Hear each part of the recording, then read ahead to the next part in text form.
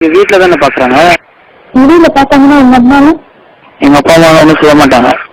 நிச்சயமா நிஜமா நீங்களும் ஒண்ணு சொல்ல மாட்டீங்களா? நானும் ஒன்றும் சொல்ல மாட்டேன். அப்ப ஒண்ணு சொல்லணும்னா அப்படிங்களா? நீங்க இன்வெஸ்ட் பண்றீங்களா இல்லையா? லைஃப் பண்றதா இருந்தா சீரியஸா வீட்டு சொல்லுவேனா? பரவாயில்ல, நீங்க என்ன சொன்னா நான் செய்வேன். அது எனக்கு தெரியும். நீங்க ஓகே தெரிஞ்சுக்கிட்டேன். நீங்க சொன்னா செய்வீங்க. ஆனா நல்லா செய்யணும். கண்டிப்பா நல்லா செய்வேன். நீங்க இன்வெஸ்ட் பண்றீங்களா இல்லையா? லைஃப் பண்றேன். 102 தான்.